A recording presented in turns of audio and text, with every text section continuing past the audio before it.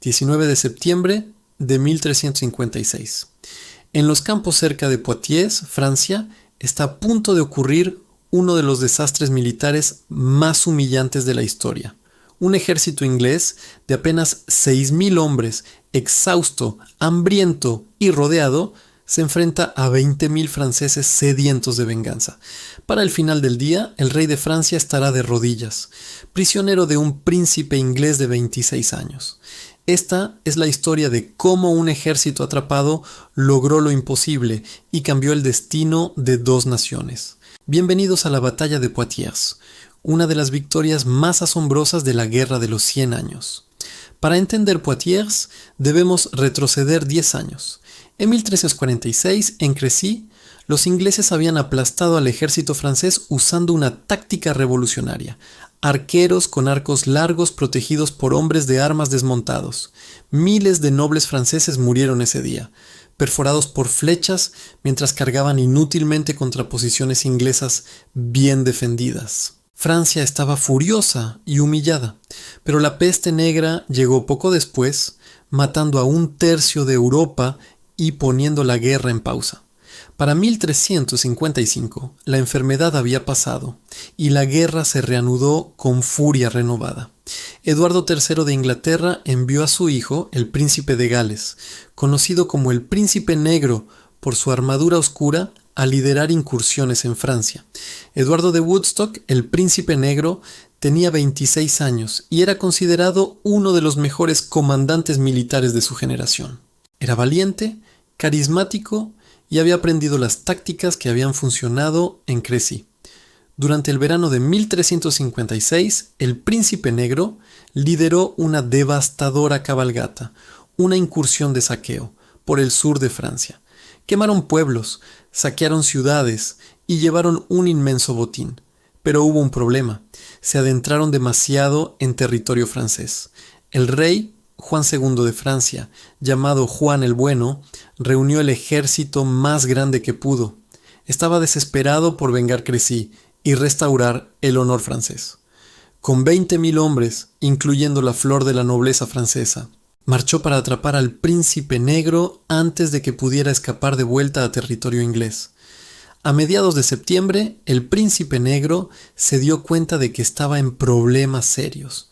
Su ejército de 6.000 hombres estaba cargado con botín, muchos soldados estaban enfermos por disentería, y el enorme ejército francés los había alcanzado cerca de Poitiers.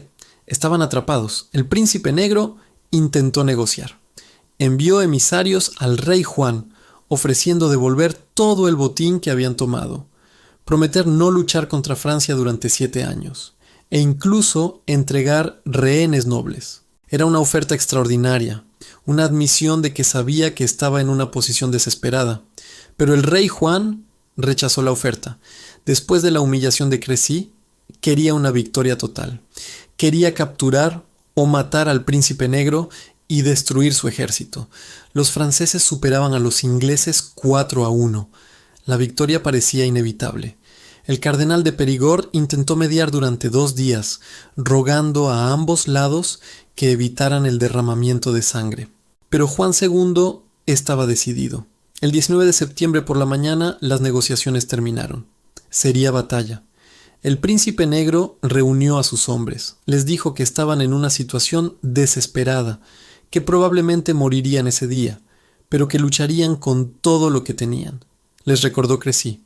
Les recordó que los arqueros ingleses eran los mejores del mundo, y les dijo que si iban a morir, morirían llevándose a tantos franceses como pudieran. El Príncipe Negro eligió su posición cuidadosamente. Encontró un terreno elevado detrás de un bosque y setos, con sus flancos protegidos por pantanos y viñedos. Solo había un camino estrecho que los franceses podían usar para atacar. Era un cuello de botella perfecto. Organizó su ejército en 3 divisiones. En el frente, arqueros en formación de cuña, protegidos por estacas afiladas clavadas en el suelo para detener a la caballería. Detrás de ellos, hombres de armas desmontados, incluyendo caballeros y nobles que lucharían a pie con hachas, espadas y martillos de guerra. Y en la retaguardia, guardó una pequeña reserva de caballería montada, escondida en el bosque. Los franceses, confiados en su superioridad numérica, formaron para el ataque. El rey Juan había aprendido algo de Crécy. Sabía que cargas masivas de caballería contra arqueros terminaban en masacre, así que ideó un plan diferente. Primero enviaría a 300 caballeros montados, los mejores de Francia, en una carga concentrada por el camino estrecho para aplastar a los arqueros ingleses. Una vez que los arqueros estuvieran muertos o dispersos, el resto del ejército avanzaría a pie en 3 grandes divisiones para aplastar a los ingleses con puro peso numérico. Era un buen plan. En papel, debería haber funcionado. A media mañana, las trompetas francesas sonaron. Los 300 caballeros de élite, con armadura completa, montados en los mejores caballos de guerra, comenzaron su carga. El suelo tembló bajo los cascos. Era una vista aterradora, una ola de metal brillante y lanzas apuntando, galopando hacia las líneas inglesas. Los arqueros ingleses esperaron.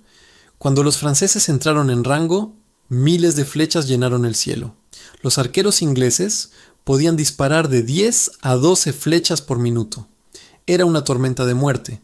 Las flechas no siempre penetraban la armadura pesada de los caballeros, pero no tenían que hacerlo. Golpeaban a los caballos. Los animales caían, gritando, creando un caos horrible en el camino estrecho. Los caballeros detrás no podían detenerse y chocaban contra los caídos. Era un desastre. Algunos caballeros lograron atravesar la lluvia de flechas y llegar a las líneas inglesas, pero eran pocos y estaban desorganizados. Los hombres de armas ingleses los rodearon y los derribaron de sus caballos. En minutos, la élite de la caballería francesa estaba muerta, herida o en retirada. El primer ataque había fallado, pero los franceses todavía tenían números abrumadores. El delfín Carlos, el hijo del rey Juan, lideró la primera división de infantería pesada hacia adelante. Miles de hombres de armas franceses, a pie, con armadura completa, avanzaron pesadamente cuesta arriba hacia las posiciones inglesas. Era un avance lento y agotador. Caminar cuesta arriba con 30 kilos de armadura bajo el sol de septiembre era exhaustivo. Los arqueros ingleses los acribillaban mientras avanzaban. Cuando finalmente llegaron a las líneas inglesas, estaban cansados y sin aliento. Lo que siguió fue una carnicería brutal de combate cuerpo a cuerpo. Hachas contra espadas, martillos contra escudos, hombres apuñalando a través de las rendijas de las armaduras. El delfín Carlos luchó valientemente, pero su división fue rechazada paso a paso. Finalmente sus hombres comenzaron a retirarse. Aquí es donde todo se derrumbó para Francia, cuando la división del delfín retrocedió en desorden. La segunda división francesa, liderada por el duque de Orleans, malinterpretó lo que estaba sucediendo. Pensaron que la batalla estaba perdida y huyeron del campo sin siquiera luchar. Miles de soldados franceses simplemente se fueron. El rey Juan II estaba furioso. Ahora solo quedaba su división, la última y más grande, pero muchos de sus hombres ya estaban desmoralizados al ver a sus compatriotas huir. Aún así, Juan decidió atacar personalmente. El rey de Francia no huiría. Lideraría a sus hombres hacia adelante y aplastaría a estos ingleses insolentes o moriría en el intento. La división del rey avanzó. Eran la crema de la nobleza francesa. Duques, condes, los mejores guerreros de Francia, todos rodeando a su rey. Pero estaban cansados antes de empezar, habiendo observado horas de lucha, y ahora tenían que subir la misma colina que había agotado a la división anterior. Los ingleses también estaban exhaustos, habían estado luchando durante horas, se estaban quedando sin flechas, muchos estaban heridos. El príncipe negro vio que sus líneas estaban a punto de romperse. Fue entonces cuando tomó una decisión audaz. Ordenó a toda su reserva de caballería montada, unos 400 jinetes escondidos en el bosque, que rodearan la posición francesa y cargaran contra su flanco mientras él y sus hombres hacían un contraataque frontal. Era todo o nada. Los ingleses, gritando sus gritos de guerra, cargaron cuesta abajo contra los franceses sorprendidos. Al mismo tiempo, la caballería inglesa emergió del bosque y golpeó el flanco francés. Los franceses, ya cansados y desmoralizados, fueron tomados completamente por sorpresa. La formación francesa se desintegró. Hombres corrían en todas direcciones. Algunos intentaban rendirse, otros huían, otros seguían luchando desesperadamente. Era una derrota total. En medio del caos, el rey Juan II se negó a huir. Luchó como un león rodeado de sus caballeros más leales. Su hijo menor, Felipe, de apenas 14 años, luchaba a su lado gritando advertencias. «Padre, cuidado a tu izquierda. Padre, detrás de ti». Los ingleses se dieron cuenta de que tenían al rey francés. Docenas de caballeros convergieron en su posición, no para matarlo, sino para capturarlo. Un rey valía una fortuna en rescate, la captura más valiosa posible. Un caballero francés que luchaba en el bando inglés, Denis de Morbec, se abrió paso hasta el rey y le gritó en francés: «Señor, señor, ríndase, soy un caballero de Artois, soy un caballero de Artois». Rodeado, exhausto, con muchos de sus caballeros muertos o heridos, el rey Juan II finalmente se rindió. Entregó su guante derecho, el símbolo tradicional de rendición, a Denis de Morbec. El rey de Francia era prisionero. Casi inmediatamente estalló una pelea entre los caballeros ingleses sobre quién lo había capturado y quién tendría derecho al rescate. El rey Juan se encontró literalmente siendo jalado en diferentes direcciones por caballeros que gritaban: «Yo lo capturé, es mío». Fue un momento casi cómico en medio del horror de la batalla. Finalmente, el príncipe negro llegó y puso orden. El rey Juan y su hijo Felipe fueron llevados a la tienda del príncipe. La batalla había terminado. Los franceses habían perdido entre 2.000 y 3.000 muertos, incluyendo docenas de nobles de alto rango. Cientos más fueron capturados para rescate. Los ingleses habían perdido quizás 200 hombres. Era una victoria aplastante contra probabilidades imposibles. Esa noche, el príncipe negro organizó una cena. En un gesto de caballerosidad medieval, sirvió personalmente al rey Juan, tratándolo con todo el honor debido a un monarca capturado. Le dijo que había luchado valientemente y que su coraje ese día aumentaría su fama en toda la cristiandad. Juan, derrotado pero digno, aceptó los elogios con gracia, pero las palabras amables no podían ocultar la realidad. Francia había sufrido una humillación catastrófica. Su rey era prisionero, su ejército destruido, su nobleza diezmada.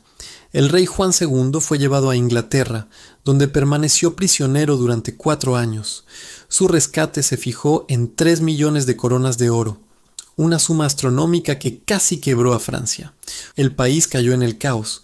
Con el rey cautivo y el delfín joven e inexperto tratando de gobernar, estallaron revueltas campesinas, guerras civiles entre nobles y saqueos de bandas de mercenarios desempleados. La batalla de Poitiers demostró una vez más que la táctica y el terreno podían vencer al simple peso numérico.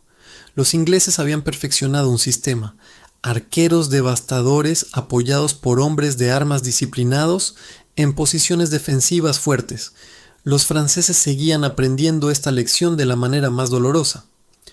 Poitiers fue una de las victorias más improbables de la historia militar. Un ejército atrapado, superado en número 4-1, logró no solo sobrevivir, sino capturar al rey enemigo.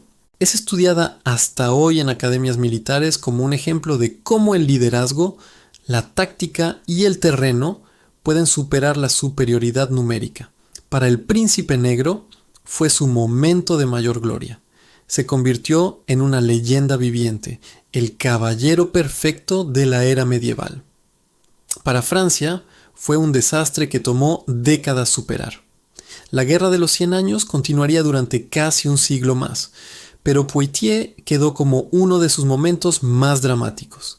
El día en que un rey luchó como un héroe, pero terminó de rodillas ante un príncipe extranjero. Y todo comenzó porque un joven comandante inglés, atrapado y desesperado, se negó a rendirse. Gracias por acompañarnos. Si te ha gustado, no olvides suscribirte.